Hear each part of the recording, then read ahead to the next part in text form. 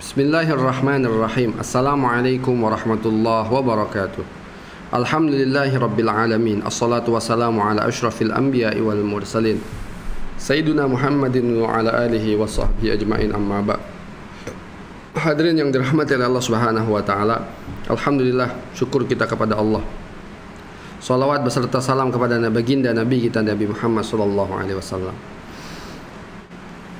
Hadirin pemirsa yang dirahmati oleh Allah Subhanahu wa taala, suatu saat seorang sahabat Rasulullah sallallahu alaihi wasallam yang juga beliau adalah sepupu Rasulullah sallallahu alaihi wasallam yang bernama Uqail ibn Abi Talib radhiyallahu anhu melakukan walimatul ursh atau melakukan pesta pernikahan.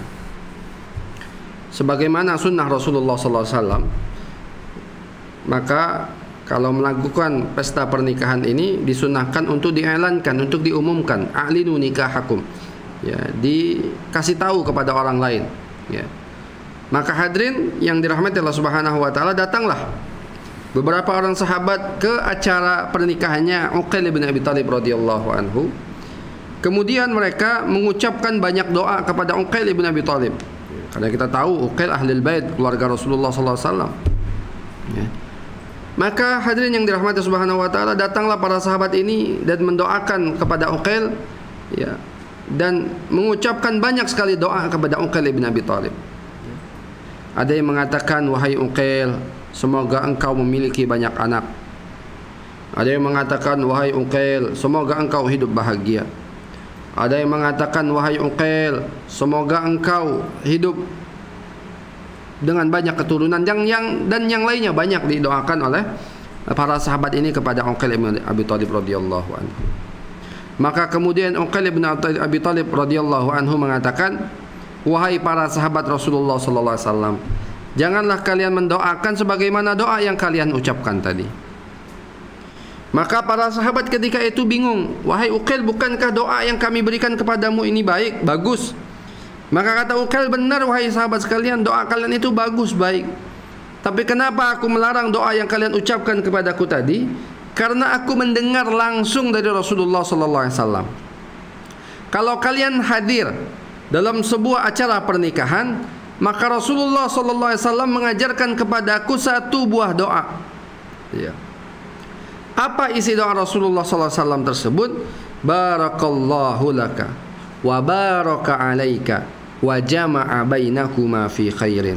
Ini isi doa Rasulullah yang diajarkan oleh Rasulullah SAW ketika kita hadir di dalam walimatul ursh, di dalam pesta pernikahan. Nah, hadirin yang dirahmati Subhanahu wa taala, pada kesempatan kali ini kita tidak akan membahas tentang pesta pernikahannya atau pernikahan Uqailnya, tidak. Karena mungkin kita sudah banyak tahu lah tentang pernikahan.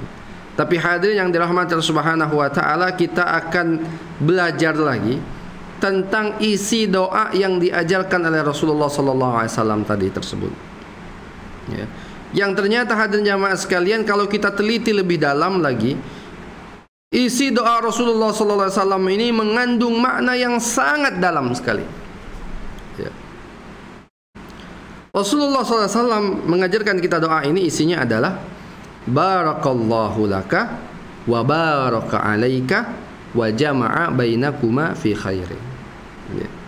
Kalau kita terjemahkan arti doa Rasulullah sallallahu alaihi wasallam ini secara harfiah, secara literal, maka kita akan mendapatkan doa Rasulullah itu artinya barakallahu laka, semoga Allah memberkahi kepadamu, wa baraka alaika, dan semoga Allah memberkahi atasmu, wa jama'a bainakuma fi khairin, dan semoga Allah mengumpulkan kalian berdua dalam kebaikan. Seolah-olah tidak ada sesuatu yang menarik dari doa Rasulullah SAW tersebut. Tapi hadirin jamaah sekalian, ternyata kalau kita teliti lebih mendalam lagi isi doa Rasulullah SAW tersebut, maka kita akan mendapatkan sesuatu makna yang lebih dalam daripada yang kita utarakan sebelumnya. Hadirin jamaah sekalian, biasanya di dalam bahasa Arab itu ada perbedaan yang sangat signifikan antara kata-kata laka dan kata-kata alaika, atau kata-kata li dan kata-kata ala. Itu biasanya ada perbedaan. Li biasanya hadirin jamaah sekalian itu identik atau biasa dipakai untuk sesuatu yang tidak kita sukai.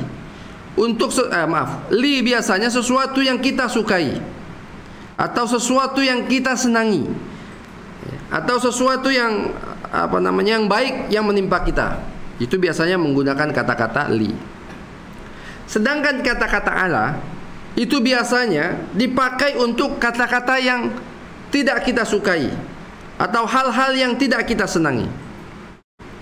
Karena itulah hadirin jamaah sekalian, Allah Subhanahu wa taala berfirman, "Laha ma kasabat wa 'alaiha maktasabat," kata Allah.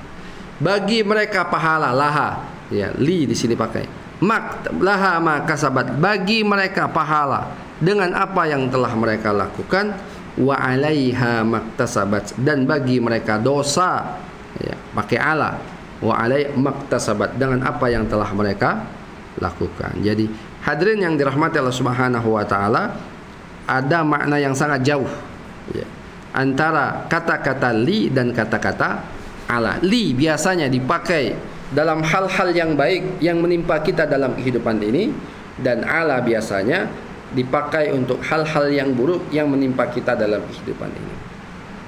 Maka hadirin yang dirahmati Allah Subhanahu wa taala, kalau kita bawa, ya, kepada hadis Rasulullah SAW tadi, kepada doa Rasulullah SAW tadi, maka kita akan mendapatkan makna daripada doa tersebut adalah barakallahu laka, semoga Allah memberkahi kepadamu dalam hal-hal yang baik yang kamu sukai dalam kehidupan di dunia ini.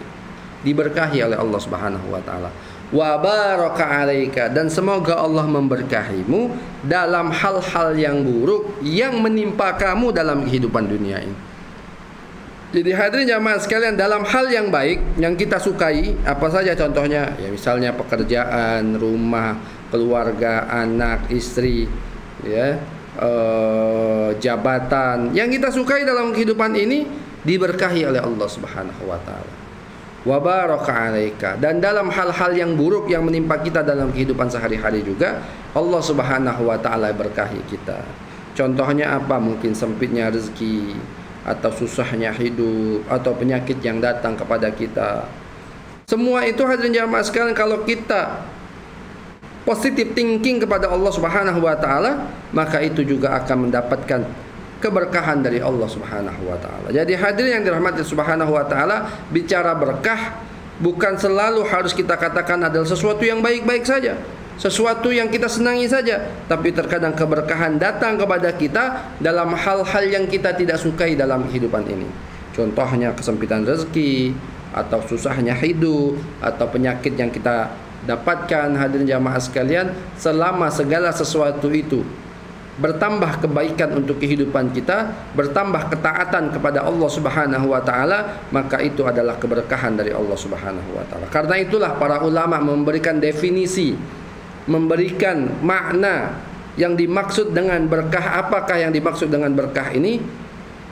Yang dimaksud dengan berkah ini, kata para ulama, ziyadatul khairi, bertambah kebaikan. Segala sesuatu yang bertambah kebaikan dalam kehidupan kita, maka itu adalah keberkahan dari Allah.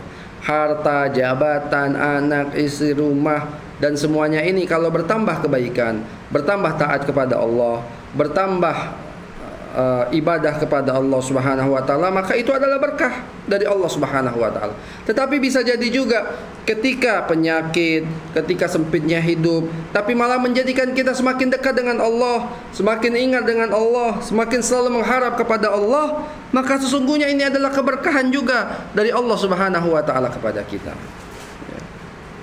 Maka hadirin jamaah yang dirahmati Subhanahu wa taala, berkah itu bertambah kebaikan dalam segala aspek apapun, baik dalam hal yang kita senangi ataupun dalam hal yang tidak kita senangi. Kalau kita, yang penting adalah bagaimana kita menambah ketaatan kita kepada Allah Subhanahu wa taala. Semakin takut untuk bermaksiat kepada Allah Subhanahu wa taala, ini adalah keberkahan dari Allah Subhanahu wa taala. Tapi hadirin jamaah sekalian, apabila yang menimpa kita ini, ya, apabila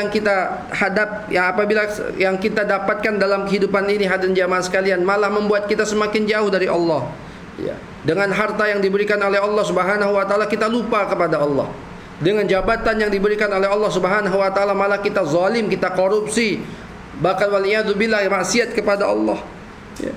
dengan rumah, dengan anak istri yang bagus, yang cantik, ya.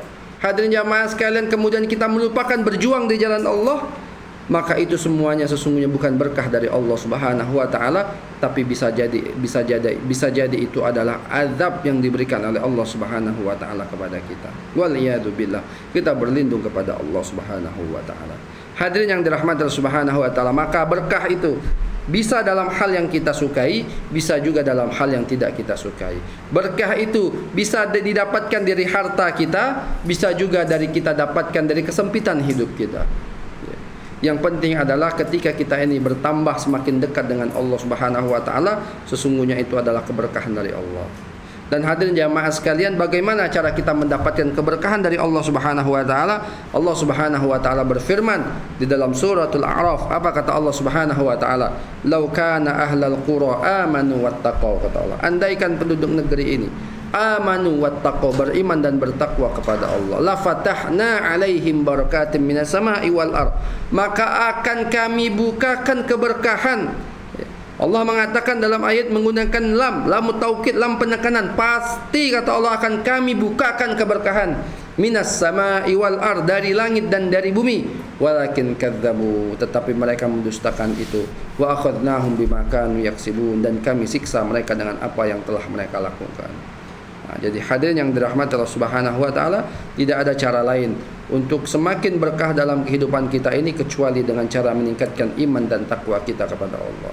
Semakin beriman kita, semakin takwa kita kepada Allah, semakin takut kita kepada Allah, maka semakin jauh kita dari maksiat kepada Allah, Allah akan turunkan keberkahan dalam kehidupan kita. Kalau kita secara pribadi orang yang beriman kepada Allah dan bertakwa kepada Allah, kehidupan pribadi kita berkah. Kalau keluarga kita beriman dan bertakwa kepada Allah, keluarga kita berkah.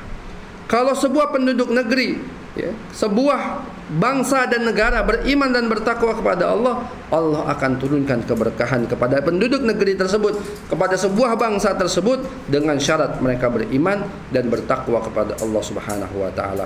Tapi kata Allah Subhanahu wa taala, walakin kadzabu, tetapi mereka mendustakan itu. Mereka bermaksiat, mereka jauh kepada Allah, bahkan mereka menentang hukum Allah. Ya. Allah larang berbuat zalim, kita berbuat zalim. Allah larang kita memakan harta rakyat, kita memakan harta rakyat. Allah larang kita untuk menghalalkan apa yang diharamkan oleh Allah, kita halalkan apa yang diharamkan oleh Allah. Ya. Maka na'udzubillah, kita berlindung kepada Allah Subhanahu wa taala. Wa akhadnahum bima kanu yaksibun, dan kami siksa mereka dengan apa yang telah mereka lakukan. Ya, jadi siksa yang menimpa kita ini ya bukan hanya dari Allah Subhanahu wa taala saja, tapi bisa jadi karena dosa kita yang banyak, kemudian Allah siksa kita dan Allah jauhkan. Dan salah satu bentuk siksa Allah kepada kita adalah Allah jadikan kepada kita pemimpin-pemimpin yang zalim untuk menguasai kehidupan kita. Itu salah satu bentuk siksa Allah Subhanahu wa taala kepada kita. Ini saja dari saya, kurang lebihnya mohon maaf. Assalamualaikum warahmatullahi wabarakatuh.